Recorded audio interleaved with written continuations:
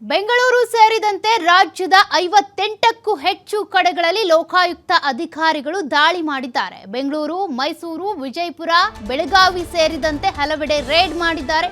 ಈ ಮೂಲಕ ಭ್ರಷ್ಟ ಅಧಿಕಾರಿಗಳಿಗೆ ಚಳಿ ಬಿಡಿಸಿದ್ದಾರೆ ಲೋಕಾಯುಕ್ತ ಅಧಿಕಾರಿಗಳು.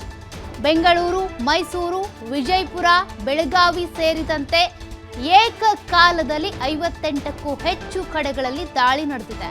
ಬೆಂಗಳೂರಿನಲ್ಲಿ ಪಾಲಿಕೆಯ ಚೀಫ್ ಎಂಜಿನಿಯರ್ ಆಗಿರುವಂತಹ ರಂಗನಾಥ್ ಅವರ ಮನೆ ಮೇಲೂ ಕೂಡ ದಾಳಿ ನಡೆದಿದೆ. ಅವರಿಗೆ ಸೇರಿದಂತ 5 ಸ್ಥಳಗಳಲ್ಲಿ ದಾಳಿ ಮಾಡಿದ್ದಾರೆ.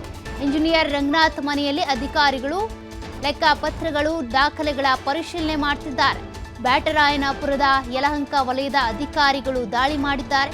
ಈ ವೇಳೆ ಕಂತೆ ಹಣ, ಚಿನ್ನ, ಬೆಳ್ಳಿಯ ಆಭರಣಗಳು ಪತ್ತೆ ಆಗಿವೆ. ನಿಡಗುಂದಿ ಗ್ರಾಮದ ಪಿಡಿಒ ಮನೆ ಮೇಲೂ ಕೂಡ ದಾಳಿ ನಡೆದಿದೆ.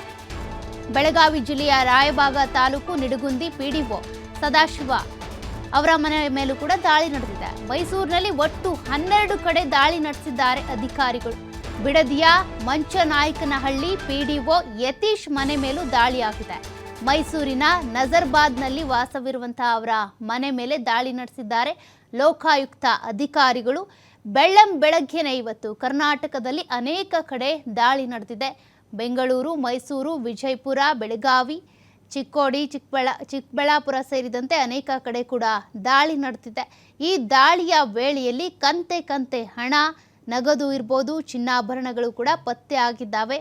ಮಿತಿಮೀರಿ ಆಸ್ತಿಯನ್ನ ಸಂಪಾದನೆ ಮಾಡಿರ್ತಾರೆ. ಅದೇ ರೀತಿಯಾಗಿ ದಾಖಲೆಗಳು ಇಲ್ಲದೆ ಇರುವಂಥ ಸೈಟ್ಗಳಿರ್ತಾವೆ, ಐಷಾರಾಮಿ ಕಾರುಗಳಿರ್ತಾವೆ, ಎಲ್ಲಂದರಲ್ಲಿ ಆಸ್ತಿಗಳನ್ನು ಮಾಡಿರ್ತಾರೆ. ಹಾಗಾಗಿ ಲೋಕಾಯುಕ್ತ ಅಧಿಕಾರಿಗಳು ದಿಢೀರಂತ ಪ್ರತ್ಯಕ್ಷರಾಗಿ ಈ ರೀತಿ ದಾಳಿಯನ್ನ ಮಾಡಿದ್ದಾರೆ. ಒಂದಷ್ಟು ದೂರುಗಳು ಬಂದಿರ್ತಾವೆ, ಯಾರ್ಯಾರು ಹೇಗೆ ಅನಧಿಕೃತವಾಗಿ ಸಂಪಾದನೆ ಮಾಡಿರ್ತಾರೆ ಅವರ ವಿರುದ್ಧ. ಆ ದೂರುಗಳನ್ನು ಆಧರಿಸಿ ಈ ರೀತಿಯಾಗಿ ಏಕಾಏಕಿಯಾಗಿ ಲೋಕಾಯುಕ್ತ ಅಧಿಕಾರಿಗಳು ದಾಳಿ ಮಾಡಿದ್ದಾರೆ. ಬೆಂಗಳೂರಿನಲ್ಲಿ ಚೀಫ್ ಎಂಜಿನಿಯರ್, ಬಿಬಿಎಂಪಿಯ ಚೀಫ್ ಎಂಜಿನಿಯರ್ ಆಗಿರುವಂತಹ ರಂಗನಾಥ್ ಅವರ ಮನೆ ಹಾಗೂ ಕಚೇರಿ ಮೇಲೂ ದಾಳಿ ನಡೆಸಿದ್ದಾರೆ. ಸದಾಶಿವನಗರ ಮತ್ತು ಯಲಹಂಕ 2 ಕಡೆ ಕೂಡ ದಾಳಿ ನಡೆಸಿದ್ದಾರೆ. ಈ ಬಗ್ಗೆ ಹೆಚ್ಚಿನ ಮಾಹಿತಿ ಕೊಡ್ತಾ ಹೋಗ್ತಾರೆ ನಮ್ಮ ಪ್ರತಿನಿಧಿ ಸಂತೋಷ್ ಪಟೇಲ್ ಫೋನ್ ಸಂಪರ್ಕದಲ್ಲಿದ್ದಾರೆ. ಸಂತೋಷ್ ಪಟೇಲ್, ಈಗಾಗಲೇ ಕರ್ನಾಟಕದಲ್ಲಿ ವಿವಿಧ ಕಡೆ 58ಕ್ಕೂ ಹೆಚ್ಚು ಕಡೆ ಕೂಡ ಈ ಲೋಕಾಯುಕ್ತ ಅಧಿಕಾರಿಗಳು ದಾಳಿಯನ್ನ ಮಾಡಿದ್ದಾರೆ. ಯಾರ್ಯಾರ ಮನೆಯಲ್ಲಿ ಎಷ್ಟೆಷ್ಟು ನಗದು, ಚಿನ್ನಾಭರಣ ಸೇರಿದಂತೆ ಏನೇನು ಲೆಕ್ಕಪತ್ರಗಳು ಸಿಕ್ಕಿದ್ದಾವೆ ಅಂತ? ಜೊತೆ ಏನು ಬೆಳ್ಳಂಬೆಳಂಗೆ ಲೋಕಾಯುಕ್ತ ಅಧಿಕಾರಿಗಳು ಭ್ರಷ್ಟ ಅಧಿಕಾರಿಗಳಿಗೆ ಒಂದು ಶಾಕ್ ಕೊಟ್ಟಿರುವಂತದ್ದು. ಏಕಕಾಲಕ್ಕೆ ರಾಜ್ಯಾದ್ಯಂತ ದಾಳಿಯನ್ನ ನಡೆಸಿದ್ದಾರೆ. ಸುಮಾರು 150ಕ್ಕೂ ಹೆಚ್ಚು ಅಧಿಕಾರಿಗಳ ತಂಡ ರಾಜ್ಯದ ವಿವಿಧ ಜಿಲ್ಲೆಗಳಲ್ಲಿ ದಾಳಿ ನಡೆಸಿರುವಂತದ್ದು.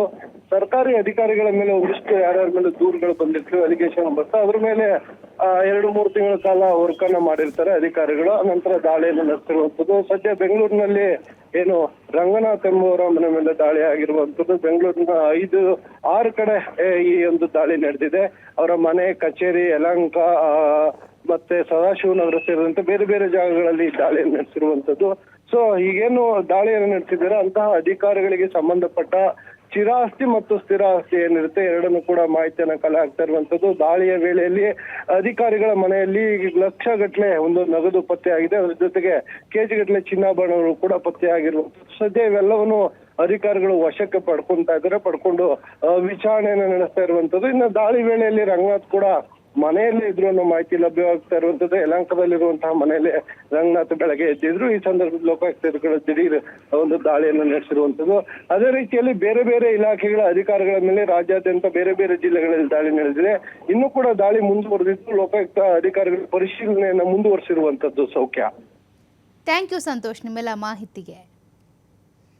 ಒಟ್ಟು ರಾಜ್ಯದ 60 ಕಡೆಗಳಲ್ಲಿ ಲೋಕಾಯುಕ್ತ ಅಧಿಕಾರಿಗಳು ದಾಳಿ ಮಾಡಿದ್ದಾರೆ. ಈ ಮೂಲಕ ಭ್ರಷ್ಟ ಅಧಿಕಾರಿಗಳು ಯಾರ್ಯಾರಿದ್ದಾರೆ ಅವರೆಲ್ಲರನ್ನೂ ಕೂಡ ಬಡಿದೆಬ್ಬಿಸಿದ್ದಾರೆ. ಎಲ್ಲೆಲ್ಲಿ ಅಕ್ರಮ ಆಸ್ತಿ ಮಾಡ್ಕೊಂಡಿದ್ದಾರೆ, ಸೈಟ್ ಖರೀದಿ ಮಾಡಿದ್ದಾರೆ, ಐಷಾರಾಮಿ ಕಾರುಗಳನ್ನು ಇಟ್ಕೊಂಡಿದ್ದಾರೆ, ಅದೆಲ್ಲ ದಾಖಲೆಗಳನ್ನು ಕೂಡ ಪರಿಶೀಲನೆ ಮಾಡ್ತಾ ಇದ್ದಾರೆ. ಈ ವೇಳೆ ಕಂತೆ ಹಣ, ಚಿನ್ನಾಭರಣಗಳು ಕೂಡ ಪತ್ತೆ ಆಗಿದ್ದಾವೆ.